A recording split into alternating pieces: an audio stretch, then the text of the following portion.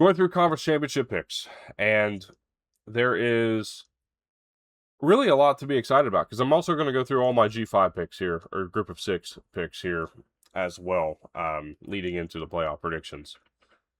So, a lot of excitement for this because honestly, this is the time of year where we just talk. We just talk about things that we expect to happen. You can tell me I'm wrong. You can tell me I'm right.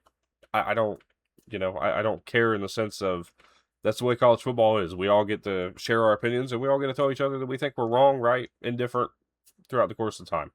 Had multiple conversations like that last night. So going into this season, let's go through our G6 picks. And I forgive me, I'm looking up here. I've got my my notes are up on the screen above me. So in the Conference USA, I feel like I'm going out on a limb here because I don't have Liberty in the conversation really at all. I don't have Jacksonville State in the conversation. Now they are going to be a top 5 team in this conference, and that's really no surprise or shouldn't be doubted. Charles Kelly's done a great job over there. But I'm going to Kennesaw, Georgia, just outside of Atlanta. I'm going Kennesaw State to win the Conference USA over Florida International, over Delaware. Look, I think that these two teams have a ton of experience. Kennesaw State did a great job of retaining their roster, which I think is such a big deal around this G6 era that we're in. If you can keep your roster together, put yourself in position to make a multi-year run, it really helps things out. And I think that's exactly what Kennesaw State is going to be doing here in 2026. You pair that up with Delaware, Nick Minicucci, who returns to this program, an experienced quarterback in the conference.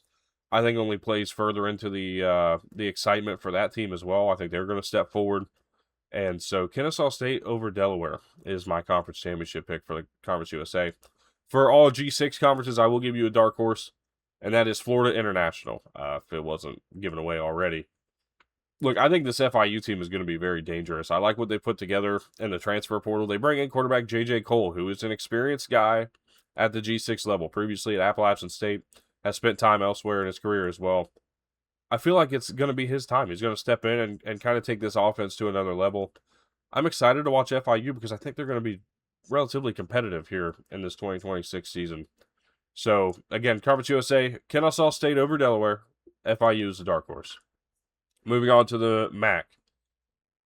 I got Western Michigan winning the conference. Look, I think that this team just brings back so much experience. And again, that's just a huge piece going into this year. Jalen Buckley is going to be a big part of that. I think he's got potential to be Conference Player of the Year. And this team was in this conversation last year in the MAC championship game, as a matter of fact. So going into that, let's look at the other side. I got Miami, Ohio. Look, I think experienced coaching, and again, a team that comes back and returns a lot of production. Miami, Ohio is one of them. Chuck Martin does such a great job keeping this team in the conversation. And in a conference that lost so many coaches, especially Jason Candle at Toledo, who I think Toledo is still a pretty sizable, I think, contender, but they're not quite, I think, a favorite at this point, especially with all the change that went on around that program.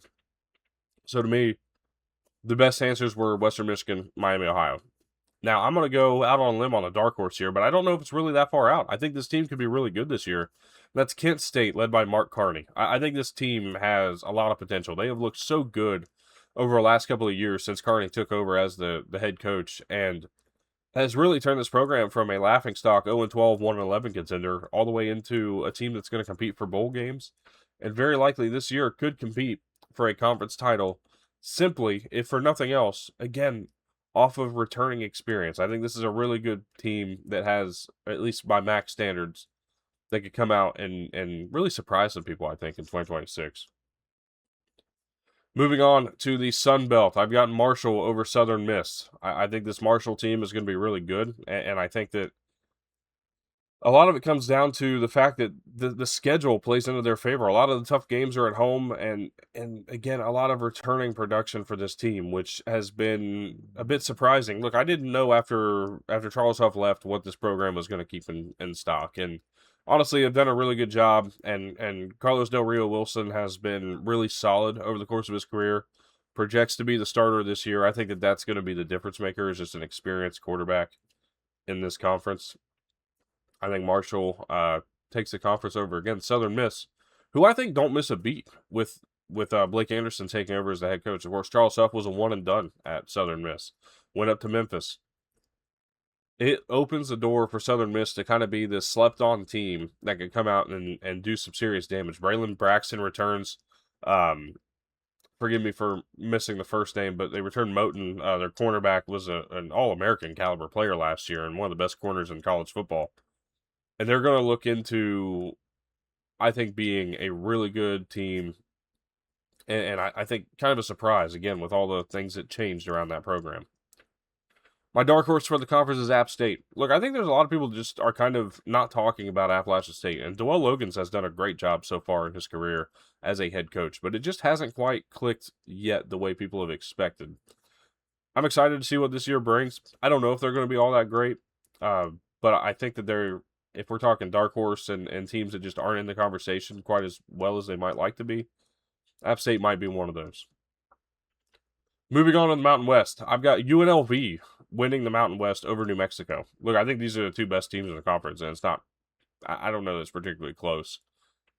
I like what both of these guys bring to the table. I like what Dan Mullen is doing, and as really two head coaches that are favorites to move to the Power Four once again, at least in the case of Dan Mullen.